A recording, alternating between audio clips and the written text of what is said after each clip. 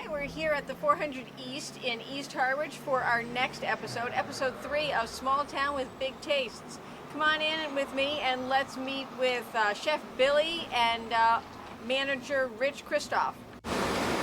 Good afternoon. I'm here with Chef Bill inside 400 East's kitchen. We're going to make one of my favorites, the Monday night meatloaf. So, Bill, let's get to it. First thing we do is put on our gloves. I have mine on. I'm ready. Safe and clean. Now what we have here is just regular ground beef, 5 pounds in each one. We make 2 meatloafs, so instead of making one big one, it's easier to do 2 small ones. Here you can see is a list of our ingredients: ketchup, A1. These are pasteurized eggs, onion powder, black pepper, salt, Worcestershire, fresh garlic, Italian breadcrumbs. So, here we go. Glad you're not making me crack an egg. Nope, don't have to crack any. We usually use about a half a container for one 5-pound meatloaf, so we're just going to split this in 2. Half in there, half in there.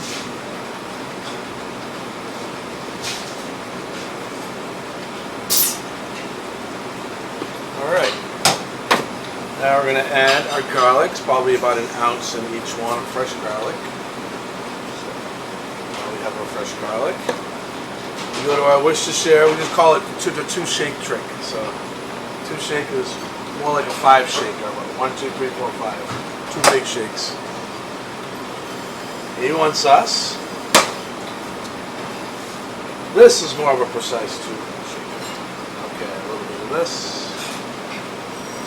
See, now that's the secret ingredient. Up to all this, I do the same with my meatloaf, but now I know.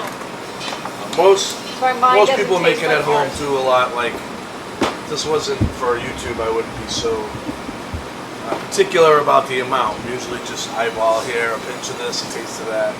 Chefs do the same thing in the kitchen. So this is a little granulated, very strong, so we don't need too much of that. Okay, now we're going to go to our ketchup. This is the 2-second trick. 1, 2. You're going to pull 1, 2. A lot of times you may end up adding more ketchup or breadcrumbs, the things that bind thin out toward the end of the meatloaf. So, upon further ingredients, we're almost there, except for our salt. Just use a pinch, not much. Maybe a little bit. Okay. And a little bit of pepper. Same thing, just a pinch. Just a pinch. Now each one gets 2 and 3 cups. We use 2 3/4 cups of chowder cup, which is basically, that's a chef measurement, not a.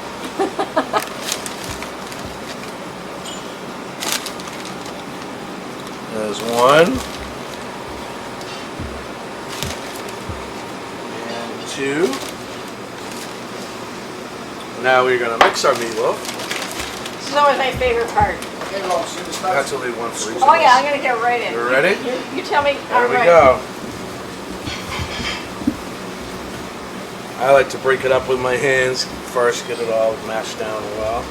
Okay. And then we just kind of fold it Now over. I have large gloves on, so hopefully they're not going to slip off. It's okay, we might have to get smaller ones. Now, Chef, how long have you been here? On and off, I've been here since 1995. I was gone for a long time. I moved away, owned a restaurant in Brazil, had numerous restaurants and adventures around the country, including San Diego, South Padre, Texas, Scottsdale, Arizona, Lake Tahoe, Nevada. I'm pretty well traveled, but somehow we seem to find our way back to the Cape when we were born and raised there. You know, it's one of those things. It's just in you. You gotta, be here. It's something about the Cape. You're drawn to that ocean and that smell of low tide. It just keeps us coming back. Best oysters in the world, right here on Cape Cod. So here we go. Now we got a pretty good bind all the way around. Usually you can tell when it's mixed right, when it's done, you start picking up the fat from the they start sticking to the gloves a little bit. That's how you can tell it's pretty well mixed. As you can see, we're both starting to pick up. Now what we would do is take a full sheet pan, put our meatloafs on a cookie sheet, lay it all out like a brick so you can cut it like a perfect meatloaf. And we add a glazed mixture of ketchup, barbecue, and A1, which I won't put on now because we're going to cook the meatloafs later on. I like to wait until we're right before we're ready to bake them in the oven. That way it won't sit for a long time. So pressure is always better, as we say. So I think we got our meatloaf ready to go. Hey, not bad. Any questions? I might have another job. What are some of the We're highlights? always hiring, so You're always hiring. Great, Rich. What are some of the highlights that you love to make when you're here at work? Like, is there a favorite item on the menu? Probably I'd say cod cheeks. It's one of the items that's hard to get. People don't know about it. It's the sweetest part of a codfish, which is a whitefish, native to these Atlantic waters. And it's almost like melt in your mouth. They're really sweet. I like to saute them with white wine, garlic, lemon. Throw some fresh leeks in there, basil on the top, over angel hair pasta. Or people like them fried. We'll just take a standard tartar sauce, which is basically relish, lemon, and mayonnaise, and we'll add capers to it to give it like a nice flavor. Really, people seem to really. That seems to be the cat's meow of the Cape this time around. We were the only ones that had them for most of the summer. But like everything else that's happened since the COVID, a lot of things are hard to get. People just there's too many jobs that are needed and not enough people to do the job. So You kind of get to pivot a little too, so you get to create some other things since things have been so challenging too. So. And I have to say, the one thing I probably would love about cooking, not just one thing, is you can go into a walk-in after a Friday night or a Saturday morning. You still have a piece of prime rib, you still have a piece of meatloaf, you have some roast beef. You put everything together and turn it into a nice homemade bolognese sauce. And make, fresh garlic, throw some of our homemade marinara in with it. And just like that, you're utilizing what you have in house instead of always starting Having to buy more of something from scratch, especially now that the prices, as we know, of everything are skyrocketed all around. So, with that being said, I think I made my point. Here's the meatloaf. Yes, there's the meatloaf, and we'll put that, like you said, go into the oven, and this will be a Monday night special. Now the fall's here, you have all those great comfort foods. Correct. I won't cook these today. We have fresh turkey. We have turkey tonight. Turkey is always a great Monday special meatloaf, for Sunday. Yeah. Hot roast on Tuesday, and we do Italian Wednesday. Or sometimes we change it a little and do a shepherd's pie. Or I'm going to start making chicken pot pies from scratch. You can turn what's left over into a cream of chicken pot pie soup. It's comfort food. That's what people want this time of year. People love that during the fall and going into the winter months for sure. And we tried, we made our own wonton soup last week with miso broth, which went over really well. So, Nice. trial and error is the best thing about being a boss in a kitchen. You can try whatever you want. So, doesn't always work. And you can always call it the nightly special. But you'd be surprised at some of the things you could find. Like one day we came up with barbecued roast beef, caramelized onions, and put onion rings inside of it. Rolled it with cheese and made it a quesadilla. And everyone's like, it sounds weird. Well, we sold like 15 of them for lunch. That's great. And I didn't know if we'd sell 5, but you don't know until you try. So, all right, Chef Bill has to move on and go to Excellent. his Well, we're thing. going to let you do your thing, and I now we're thank going to you. catch up with Rich.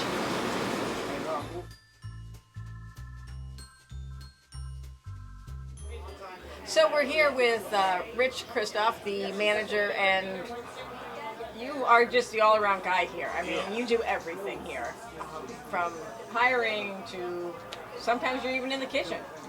So the restaurant's been here for over 30 years. As we met with Chef, it's really a comfort food.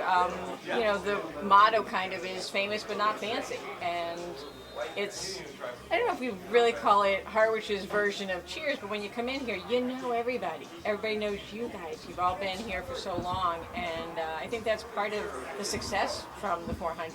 How long have you been with the 400, Rich? So I started with the 400 in 2003. I was a busser at first, worked for the great guy Brian Lewis, who passed away, and then since that I took over as a manager for the past 10 years. But I've been waiter, busser, bartender, cook. There's nothing in this restaurant that I haven't That done. you haven't done. So, Other great things here too. You've got the restaurant that seats how many total? so per license, we can do 140 seats in the main dining room, and then we have a function room for about 40 to about 60 seated comfortably people.